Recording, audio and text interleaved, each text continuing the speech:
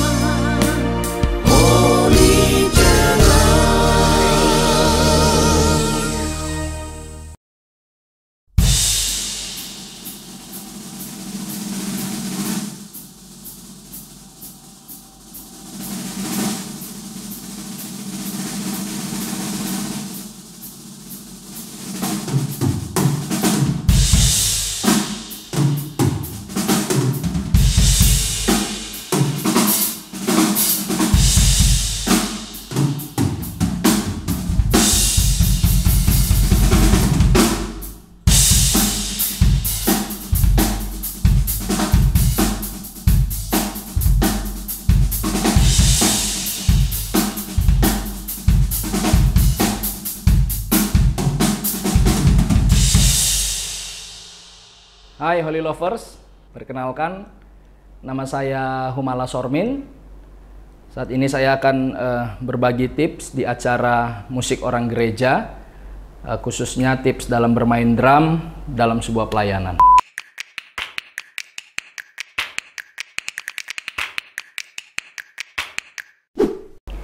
Nah, kali ini kita akan membahas beberapa bagian ya sebelum kita masuk ke dalam teknik bermain drum, khususnya di dalam sebuah pelayanan. Saya akan berbagi beberapa poin ya. Yang pertama itu kenali instrumenmu. Nah, mengapa hal ini sangat perlu bagi kita? Mungkin ini juga secara umum bagi seorang pemain drum. Karena menurut saya ketika kita mengenal benar instrumen kita, maka kita akan bisa bermain dengan lebih maksimal ya, khususnya kalau kita berada di dalam pelayanan. Saya yakin pengenalan kita terhadap instrumen itu akan membuat kita lebih maksimal di dalam melayani Tuhan. Nah, perlu kita ketahui bahwa yang ada di depan saya ini adalah drum set ya. Drum set terdiri dari kick atau bass drum, ada snare, ada juga high tom, middle tom, dan floor tom, atau biasa kita sebut juga dengan tom 1, tom 2, dan floor tom. Drum ini terdiri dari gabungan ya, gabungan instrumen. Mengapa saya katakan begitu? Karena drum dan simbal itu adalah instrumen yang berbeda. Simbal bisa berdiri sendiri sebagai satu instrumen, sedangkan drum ini juga disebut juga dengan instrumen. Kalau kita melihat dari bunyinya, dari pembagian bunyi, maka drum ini bisa dikategorikan adalah alat musik membranofon dan juga alat musik idiofon. Apa itu? Nah, membranofon itu adalah alat musik yang sumber bunyinya berasal dari membran itu sendiri, ya, atau kulit. Kalau kita alat musik tradisional Indonesia ada, kalau kita di Batak ada taganing ya, atau tagading, ada kendang Jawa juga, ada kendang Sunda. Nah, itu berasal dari membrannya atau kulit. Kemudian juga kalau kita bicara tentang idiofon, idiofon adalah bunyi yang berasal dari badan instrumen itu tersebut ya. Contohnya angklung, simbal. Simbal ini termasuk karena sumber suaranya itu berasal dari simbal yang kita pukul ya. Tadi ini ada membranofon dan juga idiofon. Jadi ini adalah gabungan beberapa alat perkusi sebenarnya. Nah, pemain drum itu unik menurut saya karena mereka harus memainkan beberapa alat-alat perkusi digabung menjadi satu ya. Belum kita mungkin ada aksesoris lain seperti tamborin ya, biasa ada kobel juga. Nah, itu alat-alat perkusi yang bisa berdiri sendiri, memang instrumen sendiri. Jadi ini adalah gabungan beberapa instrumen yang dimainkan oleh satu orang. Jadi pada dasarnya pemain drum itu ketika kita sudah mengerti, kita sudah kenal bahwa sumber bunyi kita, sumber bunyi drum itu dari mana, maka kita akan lebih menghargai bunyi itu sendiri. Contohnya, tadi kan ini membranofon ya, dari suara yang berasal dari membran itu sendiri. Jadi fokus kita sebagai seorang pemain drum, pukullah membran ini dengan benar sehingga suaranya akan keluar dengan baik. Ya, akan terjadi perbedaan ketika kita memukul membran itu di bagian tepi. Di bagian tepi dengan bagian tengah itu akan berbeda. Saya contohkan. Misalnya di snare, saya akan pukul di tengah.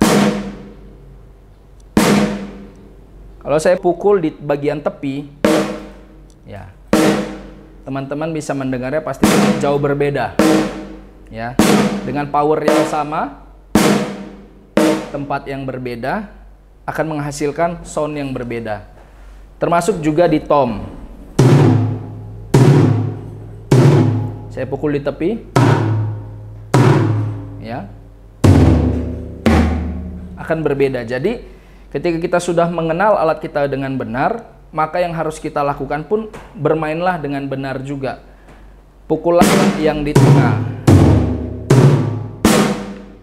Saya contohkan juga pada simbal. Ketika kita memukul simbal pada bagian tepi akan berbeda dengan bagian tengah dan juga belnya. Ini contoh sound bagian tepinya. Kemudian bagian tengahnya. Bagian belnya. Jadi setelah kita pahami di bagian ini, akhirnya kita semakin menghargai bunyi itu sendiri.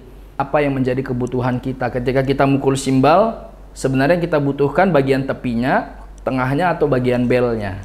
Begitu juga dengan di bagian tom, snare, dan bagian drum yang ini, kita akan mengetahui, mungkin kita butuh yang suara yang bulat, kita akan mukul bagian tengah. Mungkin ada di beberapa part kita agak memang membutuhkan suara yang bagian tepinya, ya kita lakukanlah hal yang seperti itu. Nah, kemudian hal lain dari pengenalan instrumen ini yang harus kita pahami bahwa drum ini tidak lepas dari sejarahnya zaman dulu.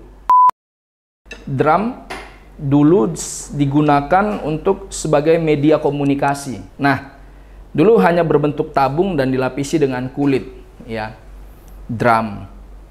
Dan dimainkan untuk sebagai alat komunikasi, ada dalam satu upacara keagamaan di masa itu, dan juga sebagai penyemangat di dalam perang, bahkan juga kode untuk mengatur satu strategi di dalam perang, itu dipakai drum. Ya, mungkin ada kode-kode tertentu yang saya juga tidak pahami kodenya seperti apa, tapi mungkin ketika mereka membunyikan deg-deg, orang yang mendengarnya sudah tahu itu kode untuk apa. Begitu. Jadi kalau kita lihat drum pada dasarnya itu sebagai alat komunikasi, ada satu pesan yang disampaikan. Nah, kalau kita tarik drum di masa ini, seharusnya pemain drum juga harus mengerti bahwa pada dasarnya drum ini bukan hanya sebagai alat musik, tetapi dia sebagai alat komunikasi menyampaikan satu pesan. Nah, jadi kita pun sebagai pemain drum, sampaikanlah pesan itu dengan baik, ya. Lewat instrumen ini, kita bukan instrumen yang melodis, tidak bernada nada-nada teratur seperti piano, gitar, dan lain sebagainya, tetapi kita hanya mainkan ritmis, ya. Kita instrumen ritmis yang kita mainkan itu harus bisa juga membawa pesan kepada si pendengar, terutama ketika kita bermain di gereja. Jadi teman-teman, kenali instrumenmu dengan baik sehingga mainmu akan lebih maksimal. Itu poin yang pertama. Poin yang kedua adalah masalah kenyamanan. Siapa sih yang nggak butuh kenyamanan di dalam hidup ini? Bermain drum begitu juga, kita butuh kenyamanan. Dan tingkat kenyamanan seseorang berbeda-beda pastinya. Coba teman-teman bayangkan, di dalam satu gereja itu hanya ada satu drum. Di dalam satu ruangan gereja ibadah. Tetapi pemain drumnya itu bisa sampai 4, bisa sampai 5 orang ya, yang berganti-gantian sesuai jadwal mereka. Berbeda-beda tingkat kenyamanan dari 5 orang tersebut. Ada orang yang mungkin badannya tinggi. Dia akan datang, duduk di drum, dia akan set posisi tomnya sedemikian rupa sesuai dengan kenyamanannya dia. Mungkin kita orang yang lebih kecil dari dia, ketika kita datang ke drum itu agak tinggi. Nah, jangan paksakan setup orang lain itu untuk kita. Carilah kenyamananmu. Kalau itu terlalu tinggi, ya tinggal direndahkan. Ya, begitu juga yang lainnya, tempat simbal, stand simbal. Ada orang yang mungkin standnya di sini untuk crash ada 2 crash. Di sini ride-nya mungkin yang agak tinggi. Ada ride-nya seperti ini ya, lurus seperti tangan kanan saya. Dan berbagai macam. Ada beberapa orang yang Chinese-nya di atas kepala. Jadi ketika dia bermain drum, tas seperti itu. Nah, itu kenyamanannya dia. Jangan pernah paksakan kenyamanan seseorang menjadi bagian kita. Jadi lihat posisinya terlebih dahulu sebelum kita melayani, itu udah pas, kita udah nyaman atau belum. Karena itu akan mempengaruhi ya. Selain memang kuasa Tuhan yang bekerja ketika kita melayani, kita juga harus nyaman dengan settingan kita sendiri. Kemudian memegang stick. Orang-orang juga berbeda ya di dalam cara memegang stick. Ada yang German grip, tempurung tangan kita itu ada di atas. Ada yang French grip atau Prancis, tempurung tangan kita itu menyamping, keluar ke samping.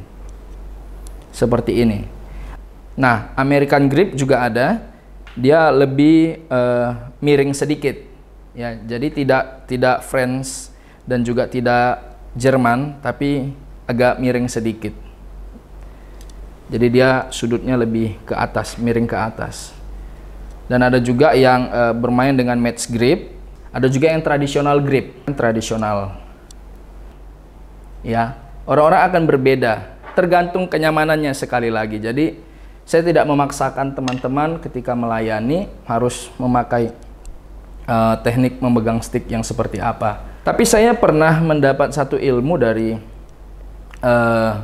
legenda perkusi Indonesia, ya, guru saya. Dia katakan bermain bukan hanya cari nyaman tapi juga aman.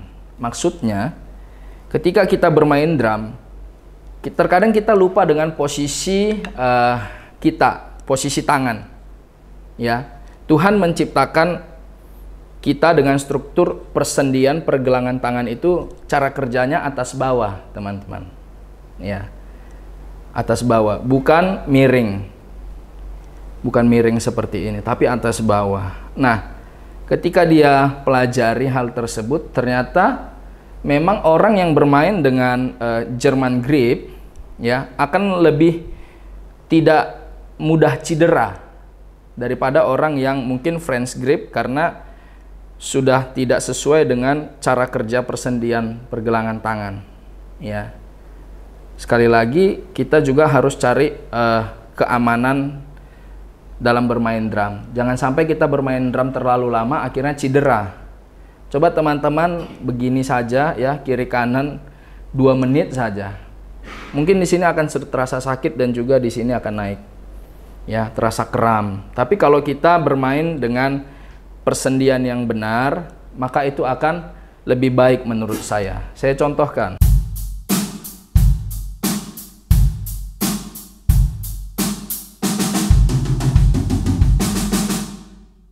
Kurang lebih begitu, teman-teman. Sama juga halnya dengan ketika kita memukul bagian floor. Terkadang kita dari snare langsung mau masuk ke floor. Nah, hal yang sering sekali terjadi itu ketika kita memegang stick, kita pukul snare, kita pindah ke bagian floor, kita akan melakukan hal seperti ini. Tanpa kita sadari, gerakan tangan kita lama-lama mungkin bisa cedera. Tapi kalau motoriknya baik, kita tinggal geser seperti ini. Jadi tetap tempurungnya di atas, tetap pada fungsinya dari persendian kita. Tangan kiri juga. Gitu teman-teman. Nah, yang ketiga adalah bertanggung jawab. Sebagai seorang pemain musik ya, seluruh pemain musik saya pikir kita akan bertanggung jawab terhadap apa yang kita mainkan. Ketika lagu sudah diberikan oleh WL, biasanya kan beberapa hari sebelum hari latihan itu sudah di-share. Nah, teman-teman harus bertanggung jawab dengan lagu yang sudah dikirim ya. Dan biasanya pasti kita akan mencari tahu lagu seperti apa. Nah, uliklah lagu itu dengan benar. Karena lewat lagu asli yang kita ulik, kita dapat bayangan gambaran lagu itu ya seperti itu ya, polanya sudah jelas. Jadi teman-teman sebenarnya lebih mudah akhirnya membawakan lagu tersebut ketika kita rajin mengulik, dan itu artinya kita bertanggung jawab terhadap pelayanan kita. Bertanggung jawab sebagai seorang pengiring. Sekali lagi, bertanggung jawab sebagai seorang pengiring. Porsi pemain drum atau porsi drum di dalam sebuah kebaktian atau ibadah, kita adalah sebagai pengiring. Jadi letak kita itu memang lebih di belakang ya. Ibaratnya kita hanya penjaga temponya saja. Kita bermain simple aja pun itu sudah jauh lebih aman menurut saya ya, daripada main yang gerasa kerusuk. Karena ada beberapa yang di lagu-lagu lambat pun dia tetap hajar dengan variasi permainan yang macam-macam ya, agak nakal sedikit jadi bermain drum. Belum tentu si pendengar itu menikmati. Jangan sampai permainan kita itu akhirnya mengurangi rasa mereka ketika beribadah ya. Walaupun sekali lagi memang hanya hadirat Tuhan lah yang benar-benar menjamah mereka ya, bukan permainan kita, tetapi itu akan mempengaruhi sedikit banyaknya. Mungkin orang akan menjadi bad mood ketika kita lagu lambat tapi bermain dengan yang nakal. Bermain saja pada sesuai dengan porsinya menurut saya, karena itu jauh lebih bisa dinikmati dan mereka juga bisa menikmati ibadah itu, bukan menikmati permainanmu, tidak, nikmati ibadah. Kita bermain simple misalnya hanya 1/8 beat ya.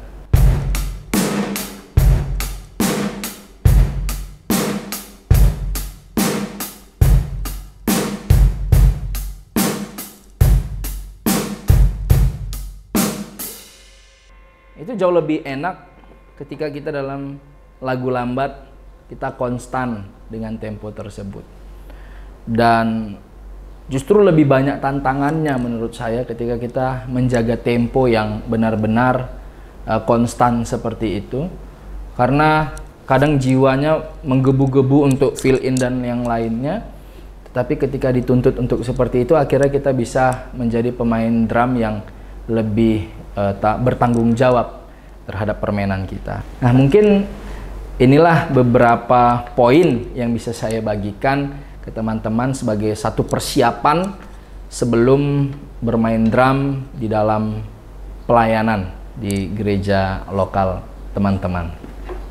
Nah, ada beberapa hal juga yang harus kita perbaiki di dalam kita bermain drum, khususnya dalam ruang lingkup pelayanan atau kebaktian kita.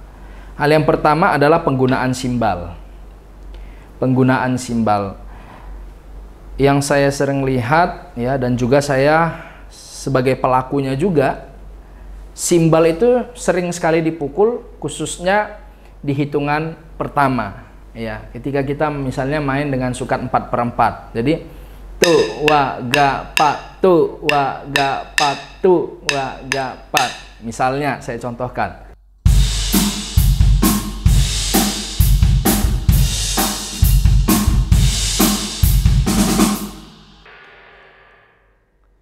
Nah, seringkali itu akhirnya menjadi suatu kelatahan ya. Kalau udah masuk hitungan 1 harus pukul simbal. satu harus pukul simbal.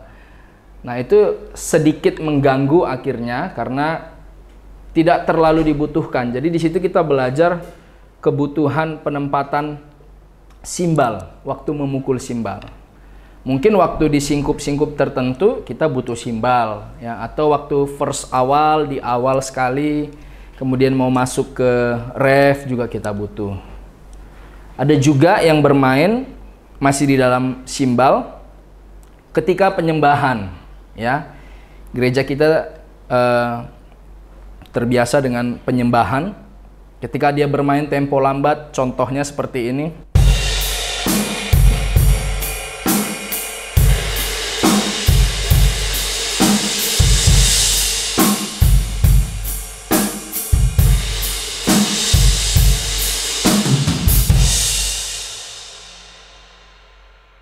Nah, tanpa kita sadari, penggunaan reverb simbal tadi akhirnya mengganggu suasana ibadah, khususnya di dalam menyembah Tuhan, karena terlalu ribut.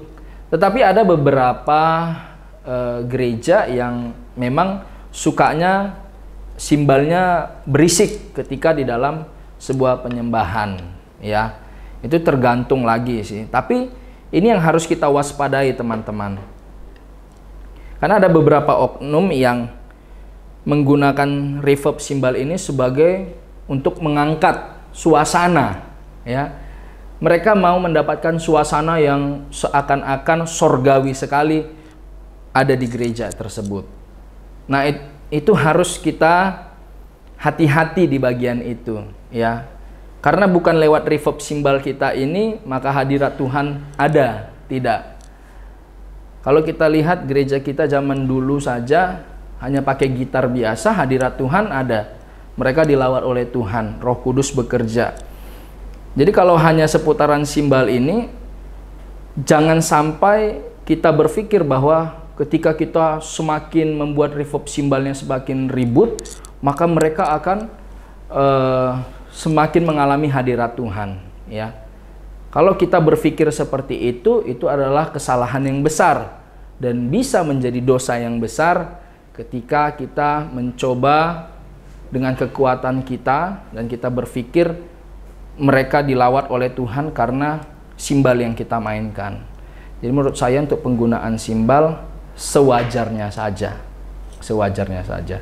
Nah, menurut penelitian, setiap orang itu memiliki satu titik frekuensi yang bisa mengubah karakternya, yang mengubah emosinya, sehingga frekuensi tersebut ketika pas, ya, frekuensi satu instrumen ketika pas dengan frekuensi seseorang, maka ia akan mengalami goncangan emosi yang luar biasa.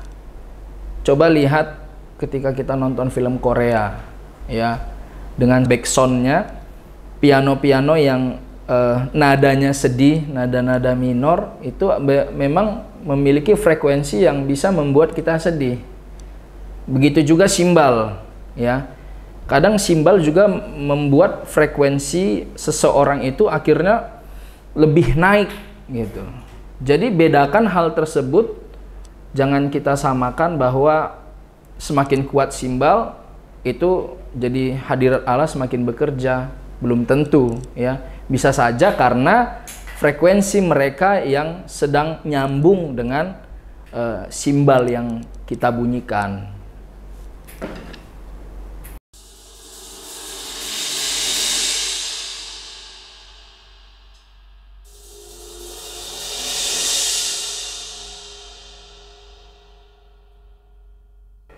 Jadi hati-hati dengan reverb simbal. Nah, hal berikutnya adalah fill in. Sekarang lagi booming fill in linear, ya. Linear adalah satu pola di mana setiap pukulan itu tidak jatuh bersamaan. Ya, misalnya jadi tidak ada yang bersamaan atau snare dengan drum. Nah, pada dasarnya seperti itu. Dan terjadi pengembangan-pengembangan yang sering bisa kita dengar. Nah, hal itu itu belum tentu cocok di dalam setiap lagu di ibadah kita. Lagu-lagu lambat ada yang juga menempatkan fill-in linear-linear yang dengan mood per-16an ya, yang dengan cepat, lagunya lambat. Ada juga yang irama tertentu ya, ritme tertentu, misalnya Latin, kita katakanlah bossa nova, tetapi nanti ada juga yang memasukkan fill-in yang seperti itu. Jadi teman-teman harus kita sikapi dengan benar, dengan bijak ya. Fill-in tidak hanya yang gerasa gerusuk. Carilah atau mainkanlah fill-in yang bisa dinikmati.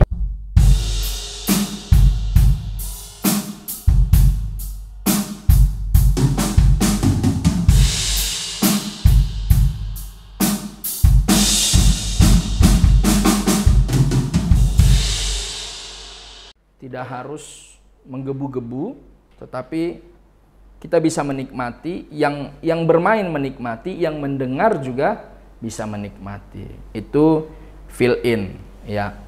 Kemudian adalah konsistensi dari sebuah pola atau beat yang kita mainkan. Biasanya satu pola ini akan terbangun ya, terpola dalam satu birama. Misalnya seperti tadi ya.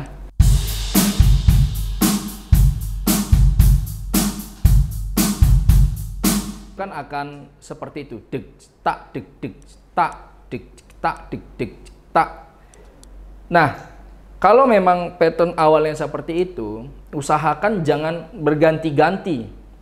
Kecuali mungkin di ref ada pergantian yang sebenarnya bukan pergantian, pengembangan dari pola dasar tadi. Ya, misalnya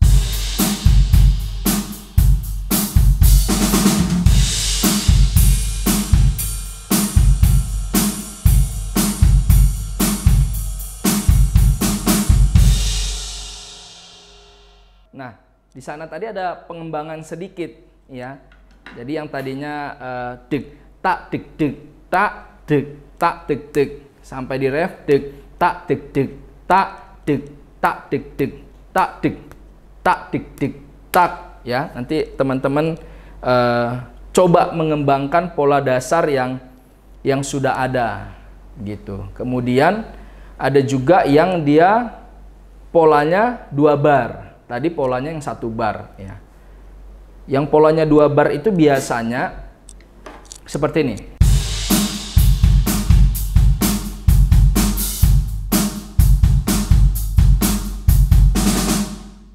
Dia terpola dengan 2 bar, jadi sama 2 bar. Jadi teman-teman juga bisa membuat itu sama, konsisten ya. Jangan nanti di bar ke-9, ke-10 udah beda lagi beatnya ya. Jadi menurut saya sekali lagi, bermain drum adalah satu pola yang terkonsep, bukan sembarangan asal mukul, asal membunyikan, asal membuat ketukan, tidak. Dan pastinya harus juga bekerja sama dengan basis, karena ini sangat erat hubungannya dengan seorang basis. Kita juga sebelum pelayanan, waktu latihan kita bisa tanya, enaknya mau dibuat seperti apa, ya kan? Lagu ini beatnya yang seperti apa, ketukannya seperti apa.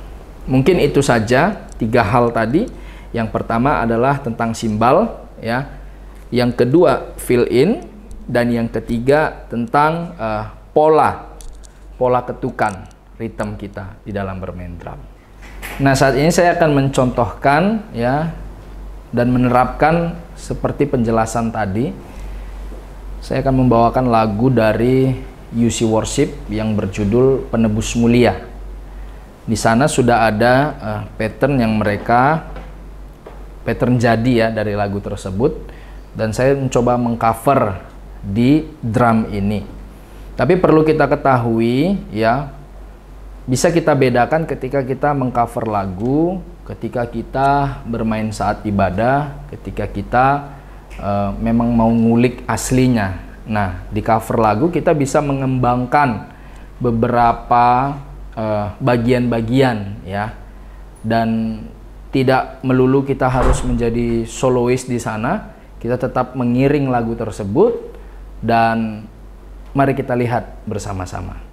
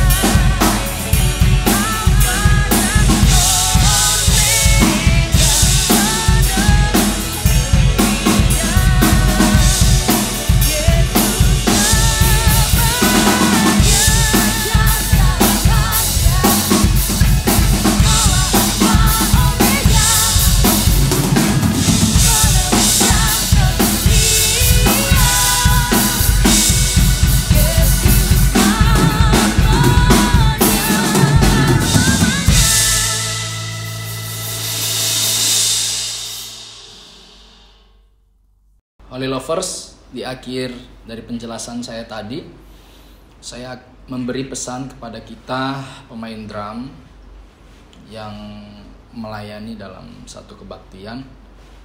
Ingat tadi porsi-porsi kita, ya, kita hanya sebagai pengiring, dan sebenarnya yang membedakan kita dengan drummer-drummer yang ada di luar sana adalah hati yang menyembah kepada Tuhan.